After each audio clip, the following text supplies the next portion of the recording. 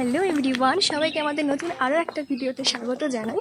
তো এখন আমি বেরিয়ে পড়েছি আমরা ঘুরতে যাওয়ার উদ্দেশ্যে। তো আজকে কোথায় ঘুরতে যাচ্ছি সেটা আমরা এখনও পর্যন্ত কিচ্ছু ডিসাইড করিনি। আর আজকে আমরা সারাদিন কোথায় যাব, কি করব না করব এখনও পর্যন্ত আমরা কিচ্ছু ডিসাইড করিনি। জাস্ট বেরিয়ে পড়েছি, ও আসুক, একসাথে দেখা করি, তারপরে ডিসাইড করব যে আজকে কোথায় যাব না যাব। তো তোমরা পুরো ভিডিওটা শেষ পর্যন্ত দেখো, আজকের দিনটা আমরা কীভাবে কাটাচ্ছি।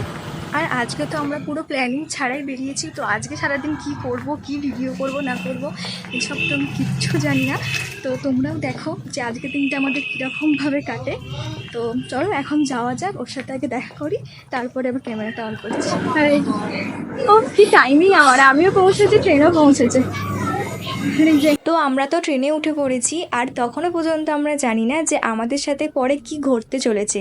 আর আমাদের সাথে কি ঘটেছে সেটা তোমাদের এই ভিডিও লাস্টে গিয়ে শেয়ার করব। তো আমরা তো তমলুক স্টেশনে নেমে যাই, আর নামার পরে আমরা এখন যাচ্ছি বর্গভীমার মন্দিরে পুজো দেওয়ার জন্য। আর আকাশের মেঘগুলো দেখতে এতটা সুন্দর যা বলে প্রকাশ করার মতন নয়। তমলুক স্টেশনে নেমে এই ওভারব্রিজটা পার হয়ে গেলে বাঁদিক থেকে দেখবে একটা রাস্তা আছে, ওদিক দিয়ে গেলেই একটা টোটো স্ট্যান্ড আছে। ওখান থেকেই টোটোতে উঠতে হবে বর্গভীমার মন্দিরে যাওয়ার জন্য। আর একদম তোমাদের মন্দিরের সামনেই নামাবে। দেখো আমরা তো টোটোয় উঠে একদম পৌঁছে গেলাম মন্দিরের সামনে। আর মন্দিরের সামনে যে সমস্ত দোকান আছে সেখানেই আমরা জুতো রেখে, আর ওই দোকান থেকে আমরা একটা পুজোর ডালা নিয়ে নিলাম পুজো দেওয়ার জন্য। দোকান থেকে পুজোর ডালা নিয়ে এবার চলে আসলাম মন্দিরে পুজো দেওয়ার জন্য। আর এই শানগুলো এতটা গরম হয়ে আছে রোদের জন্য, যেন মনে হচ্ছে আগুনের ওপর দিয়ে আমরা হাঁটছি। আর আমি তো এই প্রথমবার বর্গভীমার মন্দিরে আসলাম। রাহুল এর আগে এসেছে, বাট আমি কোনোদিনও আসিনি।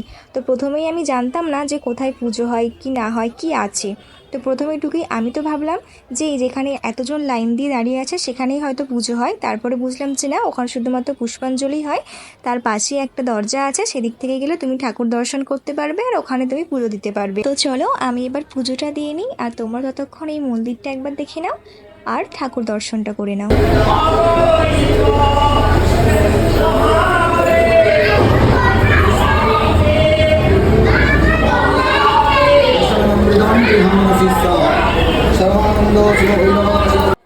আর আমি যেহেতু সকাল থেকে কিছু খেয়েছিলাম না, তাই ভাবলাম কেননা পুষ্পাঞ্জলিটা দিয়ে দেওয়া যাক। তাই পুজো দিয়ে এসে চলে আসলাম পুষ্পাঞ্জলি দেওয়ার জন্য।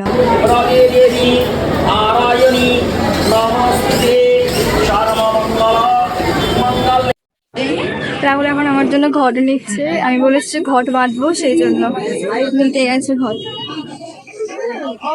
আমরা তো ঘরটা কিনে নিয়ে চলে আসলাম এই গাছটাই বাঁধার জন্য। আর আমি আমার মনে খুব সুন্দর একটা ইচ্ছা ঠাকুরের কাছ থেকে চেয়েই আমি এটা বেঁধেছি।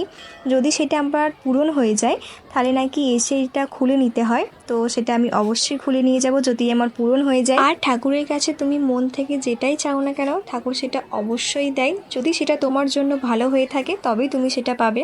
যদি তোমার জন্য সেটা ঠিক নয়, খারাপ হয়, তাহলে তুমি কিন্তু সেটা পাবে না। আমার তো ঠাকুরের কাছে আমার মনের ইচ্ছা চাওয়া কমপ্লিট হয়ে গেছে। তো চলো এবার আরও কি আছে তোমাদের সাথে শেয়ার করি। মায়ের মন্দিরের পাশে এটাও একটা মন্দির, বাট এই ঠাকুরটার নামটা ঠিক আমার জানা নেই।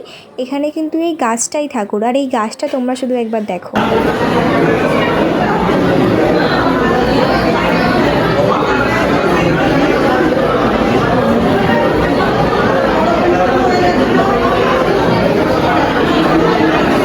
মায়ের মন্দিরের গায়ে দেখো কত সুন্দর সুন্দর অনেক রকমের কালী মায়ের মূর্তি, তারপরে রাধাকৃষ্ণ, শিব ঠাকুরের মূর্তি, সব কিছুটা খোদাই করা আছে, যেটা দেখতে কিন্তু খুব সুন্দর লাগছিল আর একদমই নিখুঁত কাজ করা।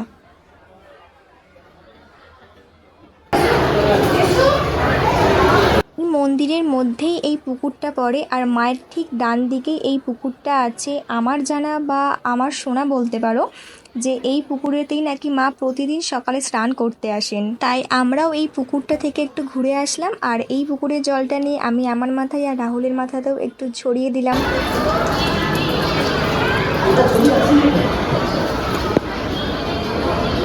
মন্দিরে ঢুকেই মায়ের ঠিক বাম দিকে একটা বিশাল বড় ঘর আছে, যেখানে রান্নাবান্না হয় আর সামনেটায় বসে খাওয়ানো হয়। কিন্তু যতক্ষণ খাওয়ানো চলবে ততক্ষণ কিন্তু মায়ের দরজা বন্ধ থাকবে, মায়ের কোনো রকম পুজোও হবে না, আর মাকে দর্শনও করতে দেওয়া হয় না। আমরা তো মোটামুটি চারিপাশটা ঘুরে এসে এরকম বড় বড় দুটো আটচালা করা আছে, সেখানে গিয়ে আমরা বসেছিলাম। তো অনেকক্ষণ বসে থাকার পরে আমাদের এবার বাড়ি ফেরার সময় হয়ে গেছে, কারণ আমাদের বাড়িটা অনেকটা দূরে। আমাদেরকে ফিরতে হবে, তারপর ট্রেনেরও একটা ব্যাপার আছে, তাই আমরা ওখান থেকে তাড়াতাড়ি বেরিয়ে চলে আসি। আর যখন আসি তখন কিন্তু ফাঁকা হয়ে গেছিলো, যখন গিয়েছিলাম তখন কিন্তু খুব ভিড় ছিল। তো মন্দির থেকে আমরা বেরিয়ে টোটো উঠিয়ে চলে আসলাম তমলুক স্টেশনে। আর ফেরার সময় তো দেখছি যে খুব মেঘ করে গিয়েছিলো, বৃষ্টিও হালকা হালকা পড়ছিল, কিন্তু তারপরে অতটা জোরে বৃষ্টি হয়নি, আস্তে আস্তে মেঘটাও কেটে গিয়েছিলো হাওয়া। এবার তোমাদেরকে আমি বলছি যে কিভাবে হঠাৎ করে ভুল ট্রেনে উঠে মায়ের মন্দিরে গিয়ে পুজো দিতে পারলাম। আর তোমাদেরকে একটা কথা বলি, এখানে আসার আমাদের আজকে কোনো রকম কোনো প্ল্যান ছিল না। আমরা অনেকদিন আগে ডিসাইড করেছিলাম আমার বার্থডের আগে যে আমরা পরের যে দিনকার ভিডিও বানাতে যাব সেদিনকার যাব তমলুকে, কিন্তু আজকে আমাদের প্ল্যানটা চেঞ্জ হয়েছিল যে না এখন তমলুকে যাব না, কিছুদিন পরে যাব। আর আজকে আমাদের ঠিক হয়েছিল যে পাঁশকুড়ার ওখানে তারাপীঠে যে দ্বিতীয় তারাপীঠটা হয়েছে সেখানে যাওয়ার কথা, কিন্তু আমরা ট্রেনে উঠেছি হলদিয়ার গ্যালোপিনেতে উঠেছি। তো আমাদের হলদিয়া গ্যালোপিনেতে ওঠাই, আর ট্রেনটা হলদিয়া গ্যালোপিন হওয়ায় পাঁশকুড়াতে তো ট্রেনটা দাঁড়ায়নি, মোটামুটি ভোগপুর পর্যন্ত দাঁড়িয়েছে, তারপরে আর দাঁড়ায়নি। এবার আমরা বসে বসে ভাবছি ট্রেনেতে যে এখনও কেন আসছে না, অনেকক্ষণ ধরে ভাবছি। তারপর ফোনটা চেক করে দেখলাম যে আমরা এখন কোথায় আছি।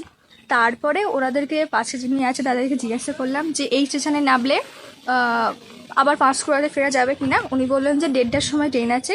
তো বললো যখন যাচ্ছি তাহলে আমরা তমলুকি চলে যাই। তো বলতে পারো আজকে প্ল্যান ছাড়াই একটা সুন্দর দিন কাটালাম আর সুন্দর জায়গাতে এলাম। একটা কথাই আছে না যে ভাগ্যে তোমার যেটা থাকবে সেটাই হবে, তো সেটাই আমাদের সাথে ঘটেছে। আমরা আগে ঠিক করেছিলাম যে তমলুকে আসবো, বাট আমাদের প্ল্যানটা চেঞ্জ হয়ে গেছিলো পাঁশকুড়া মন্দিরে। আর সেই প্ল্যানটাও চেঞ্জ হয়ে আজকে হয়ে গেল তমলুকের বর্গভীম মায়ের মন্দিরে। আর এখানে স্টেশনও কম আর ট্রেনও তাই কম। এখানে ট্রেন বলতে পারো দুটো ট্রেন ডাউনে আছে, দুটো ট্রেন আপে আছে, এইটাই। আর এখন যদি ধরো আমি ট্রেনটা মিস করে দিই, 3:33-এর ট্রেন যদি মিস করে দিই তাহলে ওয়েট করতে হবে 6:14 না 16 পর্যন্ত। এর আগের কোনো ট্রেন নেই, আর ওটাই লাস্ট ট্রেন, 6:14টারই লাস্ট ট্রেন, এরপরে আর কোনো ট্রেন নেই। আর আমাদের সময়টা তো আজকে খুব খুব খুব সুন্দরভাবে কেটেছে, আর আমরা যে দারুণ এনজয় করেছি। প্ল্যান ছাড়া একটা সুন্দর জায়গাতে আমরা ঘুরতে এসেছি, সেটার জন্য আমাদের দারুণ লাগছে। আর এখন তো 3:30 বাজতে যাই, আর মেঘের অবস্থা খুব খারাপ হয়ে গেছে। আসার সময় তো দেখছি যে মেঘলা মেঘলা ওয়েদার করে গেছে। তো এখানে তো আমরা অনেকক্ষণ ধরে খাওয়া দাওয়া করে বসেছিলাম, তারপরে ইনস্টাগ্রামের জন্য অনেক সুন্দর সুন্দর ভিডিও আমরা এখানে শ্যুট করে। শুনলে তো আজকে হঠাৎ করে কিভাবে আমরা এখানে চলে আসলাম। এরপরেও আমাদের সাথে আরও একটা ঘটনা ঘটে, সেটাও তোমাদের সাথে একটু পরে শেয়ার করছি, সেটার জন্য অবশ্যই ওয়েট করো। আমরা তো ইনস্টাগ্রামে রিলস বানাতে বানাতে দেখছি যে ঝমঝমিয়ে বৃষ্টি চলে এসেছে, তাই প্ল্যাটফর্মে আসার সঙ্গে সঙ্গে এই ট্রেনটা এসে গেছে। তো আমরা ট্রেনে উঠে পড়ি। বাইরে ঝমঝমিয়ে বৃষ্টি, হেডফোনে বাজতে থাকা কিছু প্রিয় গান, আর সাথে প্রিয় মানুষ, এর থেকে বেশি ভালো ফিলিংস কি আর আছে বলে মনে হয়? আমরা তো এই সুন্দর ওয়েদারটার ফিল নিতে নিতে পৌঁছে গেলাম পাঁশকুড়া জংশন। আর এখানে এতটা জোরে বৃষ্টি হচ্ছে তোমরা একবার